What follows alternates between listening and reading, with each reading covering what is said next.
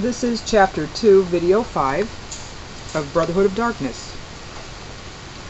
And an article in National Review magazine in September 1997 stated, "A small cadre of obscure international bureaucrats are hard at work devising a system of global governance that is slowly gaining control over ordinary Americans' lives. Maurice Strong, a 68-year-old Canadian, is the indispensable man at the center of this creeping UN power grab."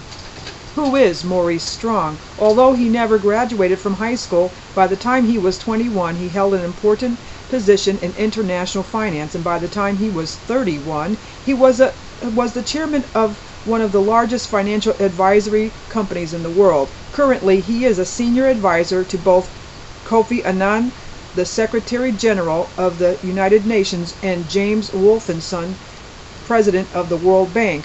Most people believe that Kofi Annan heads the United Nations, but he is only a figurehead. Maurice Strong actually runs the UN, and he has recently reorganized its administrative structure in preparation for assuming power when the world government is established. He has been the chairman of both the Earth Council and the World Resources Institute, a co-chairman of the Council of the World Economic Forum, and a member of Toyota's International Advisory Board. He has served as president of the World Federation of the United Nations, United Nations Association, as a trustee of the Aspen Institute, as director of the World Future Society, and as a director of finance in the Lindisfarne Association. He was a founding endorser of Planetary Citizens, convened the Fourth World Wilderness Congress, and served as a trustee of the Rockefeller Foundation from 1971 to 1978. He was the Secretary General of the First Earth Summit in 1972, of the Second Earth Summit in 1991, and of the Earth Summit Plus 5 in 1997. The Global Biodiversity Assessment Report represents the concepts developed at the Second Earth Summit. It calls for the deconstruction of Western civilization, and Maurice Strong has been quoted as saying, "Frankly, we may get to the point where the only way of saving the world will be for industrial civilization to collapse." According to Larry Abraham and Franklin Sanders, Maurice Strong owned a 200,000-acre ranch in Colorado named the Baca. They wrote, "Strong owns a large tract of land in Colorado which they call the Baca. There Strong and his wife are establishing an international community of spiritualists, complete with monasteries, devotees of the Vedic Mother Goddess, amulet-carrying Native American shamans, Zen Buddhists, and even Shirley MacLaine.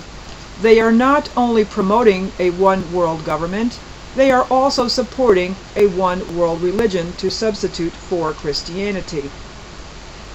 According to an article in West magazine, well-known people like Henry Kissinger and Robert Strange McNamara have been guests at the Baca.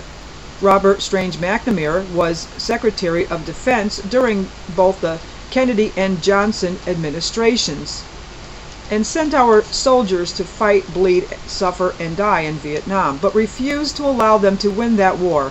Why?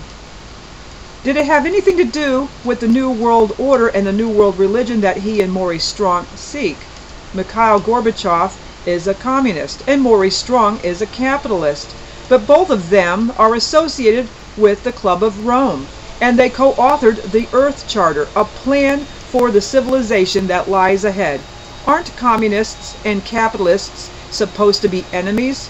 If you study the various groups and organizations that work behind the scenes, you will soon discover that communists and capitalists have always worked together because they are motivated by the same spiritual force and they seek the same goal. Is the Club of Rome the force behind the effort to establish a world government? Communism. The enormous social advances of China have benefited greatly from the singleness of ideology and purpose. The social experiment in China under Chairman Mao's leadership is one of the most important and successful in history. David Rockefeller, 1973. Did we really win the Cold War? Some people contend that communism is still a threat because the CFR, the Bilderbergers, The Trilateral Commission and the Club of Rome are communist front organizations. They justify that belief by noting that Mikhail Gorbachev, a lifelong member of the KGB and the former dictator of the USSR, is currently working with members of the first three organizations and is a member of a fourth, the Club of Rome. They also cite Bella Dodd, who was a member of the Central Committee of the American Communist Party prior to World War II. Because she and her fellow communists were worried about how they would maintain contact with Moscow if war broke out, she asked a Soviet diplomat for instructions. She was told to contact one of three men living at the Waldorf Astoria Hotel if they needed to know the current Communist Party line. She immediately recognized the names of all three men because they were well-known financiers. When she learned they were authorized to speak for the Soviet Union, she realized that everything she believed about communism was a lie and that Moscow was working with Wall Street. She subsequently left the party, became a Christian, and told her story to anyone who would listen. Thomas Schumann told a similar story. He was a member of the KGB until he defected to the West. While working in Moscow, he became aware of the fact that Western financiers were working closely with the leaders of the Soviet Union. Nikita Khrushchev was the dictator of the USSR, but he was deposed and sent to Siberia shortly after David Rockefeller visited the Kremlin in 1964. People who believe that capitalism and communism work together ask, who had the power to fire the dictator of the USSR?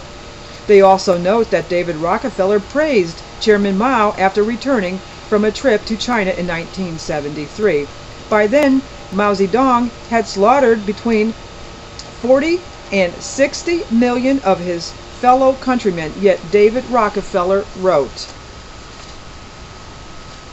"One is impressed immediately by the sense of national harmony. There is a very real sense and pervasive dedication to Chairman Mao and Maoist principles. Whatever the price of the Chinese Revolution, it has obviously succeeded not only in producing more efficient and dedicated administration, but also in fostering high morale and community purpose.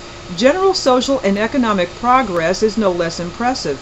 The enormous social advances of China have benefited greatly from the singleness of ideology and purpose. The social experiment in China under Chairman Mao's leadership is one of the most important and successful in history." David Rockefeller viewed the Chinese Revolution and its bloody aftermath as a successful social experiment, the most important and successful in history because it has obviously succeeded not only in producing more dedicated and efficient administration, but also in fostering high morale and community purpose. David Rockefeller was chairman of the Council on Foreign Relations for over 15 years, a Bilderberger, and financed the formation of the Trilateral Commission. Is it possible that communism and capitalism are working together to create a world government? And that ends video 5 in chapter 2, and we will pick up with video number 6. In the next video, we are reading from Brotherhood of Darkness. Dr. Stanley Monteith. See you in the next video.